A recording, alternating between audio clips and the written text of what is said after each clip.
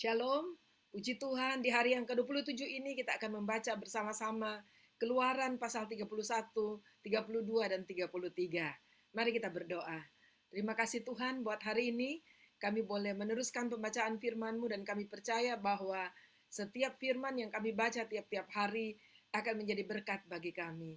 Terpujilah Engkau dalam nama Tuhan Yesus. Amin. Mari kita langsung membaca pasal 31. Berfirmanlah Tuhan kepada Musa, lihat, telah kutunjuk Besalil bin Uri bin Hur dari suku Yehuda, dan telah kupenuhi dia dengan roh Allah, dengan keahlian dan pengertian dan pengetahuan dalam segala macam pekerjaan, untuk membuat berbagai rancangan supaya dikerjakan dari emas, perak, dan tembaga, untuk mengasah batu permata supaya ditata, untuk mengukir kayu, dan untuk bekerja dalam segala macam pekerjaan. Juga aku telah menetapkan di sampingnya Aholiab bin Ahisamak dari suku Dan. Dalam hati setiap orang ahli telah kuberikan keahlian. Haruslah mereka membuat segala apa yang telah kuperintahkan kepadamu. Kemah pertemuan, tabut untuk hukum, tutup pendamaian yang terletak di atasnya, dan segala perabotan kemah itu, yakni meja dengan perkakasnya, kandil dari emas murni dengan segala perkakasnya, meja pembakaran ukupan, mezbah korban bakaran dengan segala perkakasnya, bejana pembasuhan dengan alasnya, pakaian jabatan baik pakaian kudus kepunyaan Imam Harun maupun pakaian anak-anaknya untuk memegang jabatan imam, minyak urapan dan ukupan dari wangi-wangian untuk tempat kudus, tepat seperti yang telah kuperintahkan kepadamu, haruslah mereka membuat semuanya. Berfirmanlah Tuhan kepada Musa, katakanlah kepada orang Israel demikian, akan tetapi hari-hari sabatku harus kamu pelihara, sebab itulah peringatan antara aku dan kamu turun-temurun, sehingga kamu mengetahui bahwa akulah Tuhan yang menguduskan kamu. Haruslah kamu pelihara hari sabat, sebab itulah hari kudus bagimu. Siapa yang melanggar kekudusan hari sabat itu, pastilah ia dihukum mati. Sebab setiap orang yang melakukan pekerjaan pada hari itu, orang itu harus dilenyapkan dari antara bangsanya. 6 hari lamanya boleh dilakukan pekerjaan, tetapi pada hari yang ketujuh haruslah ada sabat, hari perhentian penuh, hari kudus bagi Tuhan. Setiap orang yang melakukan pekerjaan pada hari sabat, pastilah ia dihukum mati. Maka haruslah orang Israel memelihara hari sabat, dengan merayakan sabat turun-temurun menjadi perjanjian kekal antara aku dan orang Israel, maka inilah suatu peringatan untuk selama-lamanya. Sebab 6 hari lamanya Tuhan menjadikan langit dan bumi, dan pada hari yang ketujuh ia berhenti bekerja untuk beristirahat. Dan Tuhan memberikan kepada Musa, setelah ia selesai berbicara dengan dia di Gunung Sinai, kedua loh hukum Allah, loh batu yang ditulis oleh jari Allah. Pasal 32. Ketika bangsa itu melihat bahwa Musa mengundur-undurkan turun dari gunung itu, maka berkumpullah mereka mengurumuni Harun dan berkata kepadanya, mari, buatlah untuk kami Allah yang akan berjalan di depan kami, sebab Musa ini, orang yang telah memimpin kami keluar dari tanah Mesir, kami tidak tahu apa yang telah terjadi dengan dia. Lalu berkatalah Harun kepada mereka, tanggalkanlah anting-anting emas yang ada pada telinga istrimu, anakmu laki-laki dan perempuan, dan bawalah semuanya kepadaku.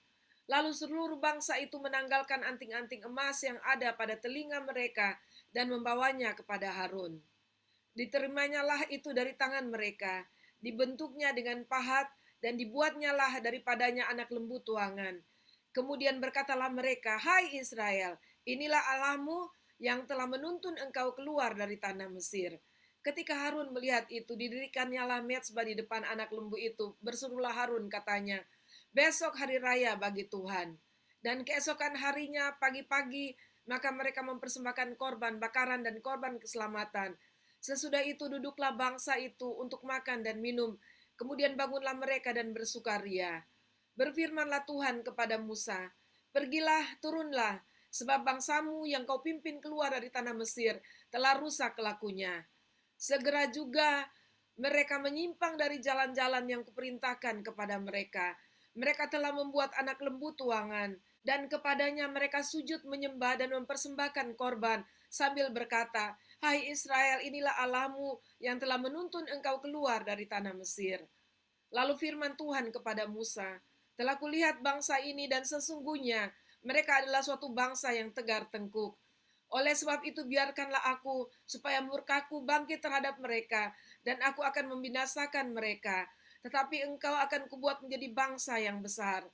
Lalu Musa mencoba melunakkan hati Tuhan Allahnya dengan berkata, "Mengapakah Tuhan murkamu bangkit terhadap umatmu yang telah kau bawa keluar dari tanah Mesir dengan kekuatan yang besar dan dengan tangan yang kuat? Mengapakah orang Mesir akan berkata, dia membawa mereka keluar dengan maksud melimpahkan malapetaka kepada mereka dan membunuh mereka di gunung dan membinasakannya dari muka bumi? Berbaliklah dari murkamu yang bernyala-nyala itu dan menyesallah karena malapetaka yang hendak kau datangkan kepada umatmu.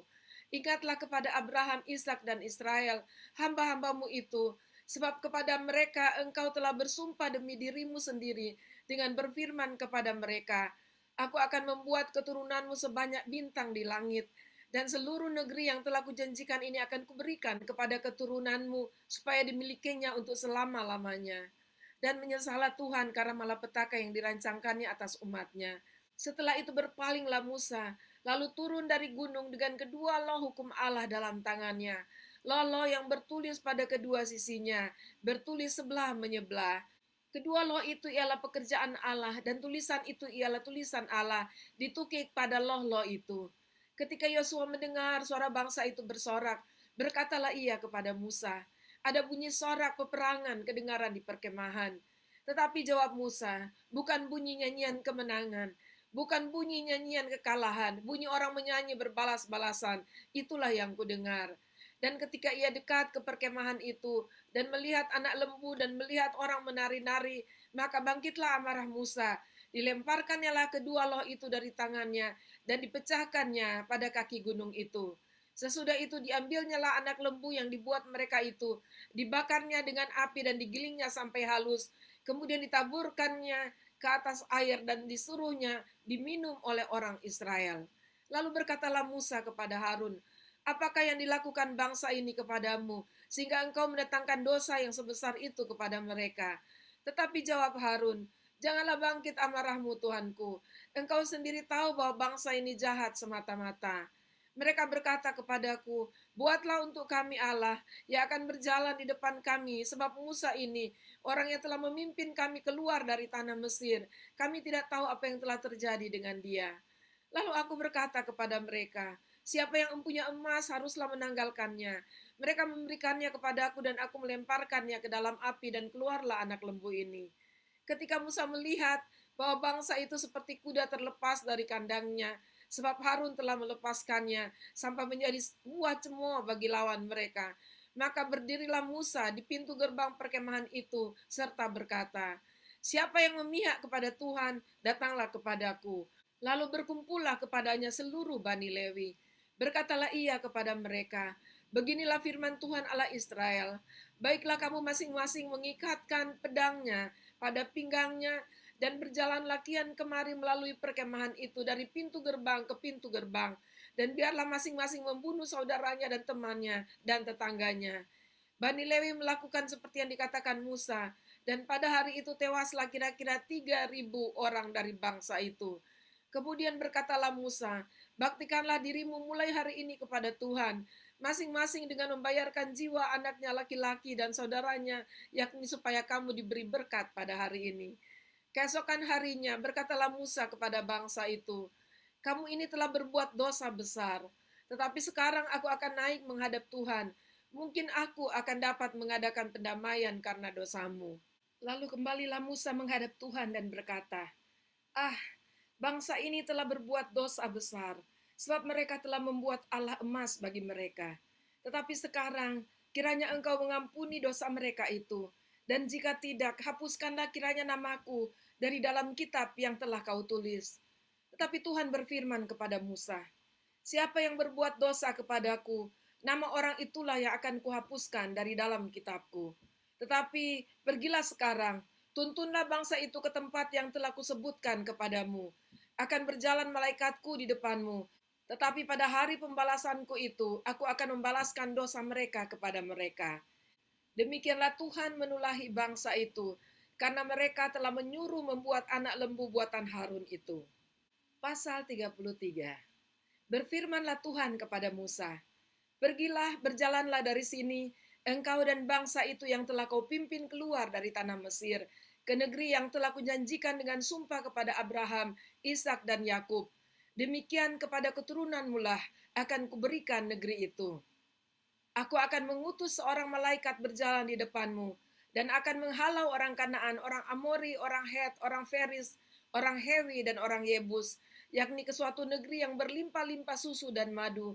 Sebab aku tidak akan berjalan di tengah-tengahmu, karena engkau ini bangsa yang tegar tengkuk, supaya aku jangan membinasakan engkau di jalan." Ketika bangsa itu mendengar ancaman yang mengerikan ini, berkabunglah mereka, dan seorang pun tidak ada yang memakai perhiasannya. Berfirmanlah Tuhan kepada Musa, "Katakanlah kepada orang Israel, kamu ini bangsa yang tegar tengkuk. Jika aku berjalan di tengah-tengahmu sesaat pun, tentulah aku akan membinasakan kamu. Oleh sebab itu, tanggalkanlah perhiasanmu, maka aku akan melihat apa yang akan kulakukan kepadamu." Demikianlah orang Israel tidak memakai perhiasan-perhiasan lagi sejak dari Gunung Horeb. Sesudah itu Musa mengambil kemah dan membentangkannya di luar perkemahan, jauh dari perkemahan, dan menamainya kemah pertemuan. Setiap orang yang mencari Tuhan, keluarlah ia pergi ke kemah pertemuan yang di luar perkemahan.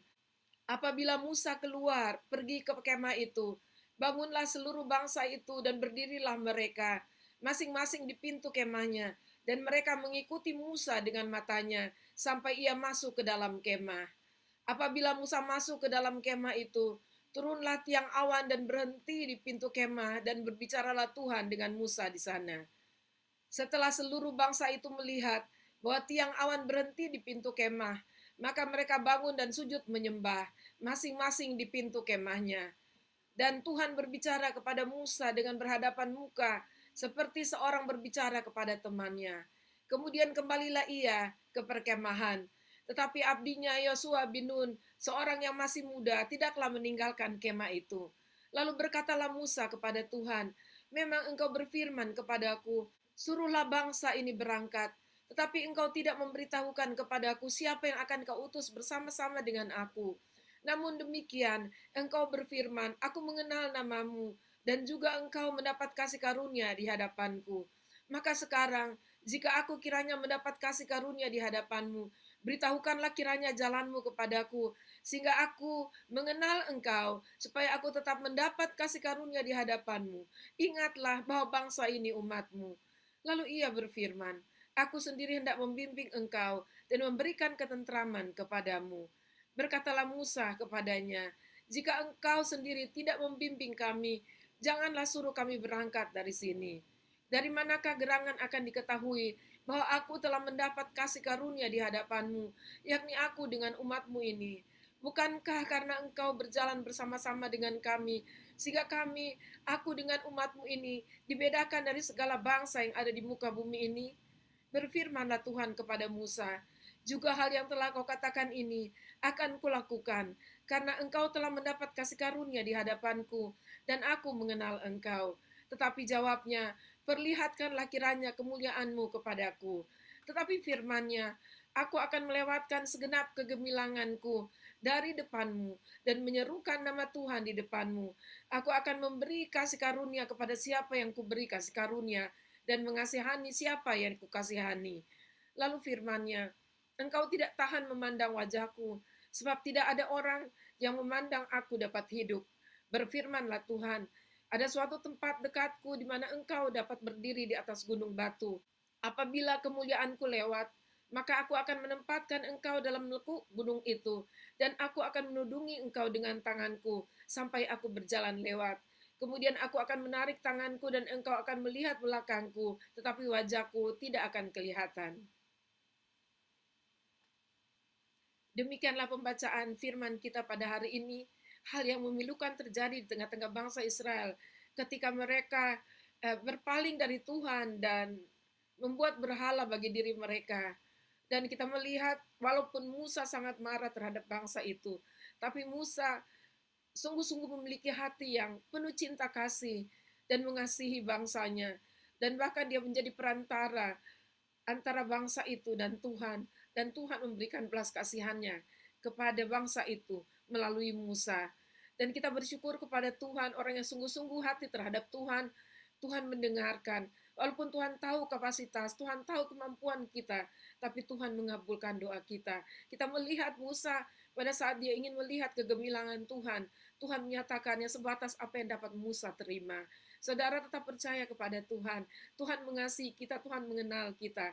Dan mari kita lebih dekat lagi mengenal Tuhan yang kita percaya, yang kita sembah itu. Dia adalah Tuhan yang baik, Tuhan yang mengasihi kita, dan Tuhan yang selalu ada bagi kita. Tuhan Yesus memberkati. Mari kita berdoa. Terima kasih Tuhan, kami bersyukur untuk pembacaan ini yang mengajarkan kami hal-hal yang penting ya Tuhan, bahwa sebagai manusia kami bisa jatuh, tetapi kami bersyukur bahwa kami bisa datang dan kembali kepada Engkau. Namun saat ini, di saat kami berada di dalam Engkau, kami berdoa biar Tuhan tolong kami, agar kami tidak melalaikan kehidupan kami di dalam Engkau Tuhan, hidup dalam kebenaran dan kekudusan-Mu, mentaati firman-Mu dan setia kepada Engkau Tuhan. Kami bersyukur buat kemurahan-Mu Tuhan bagi bangsa Israel yang Kau nyatakan lewat Musa, hamba-Mu yang sungguh-sungguh setia kepada Engkau. Dan kami bersyukur ya Tuhan, dan kami percaya bahwa Tuhan akan terus memberkati kami lewat pembacaan-pembacaan firman-Mu. Haleluya, terima kasih dalam nama Tuhan Yesus kami berdoa. Amin. Puji Tuhan, sampai jumpa besok.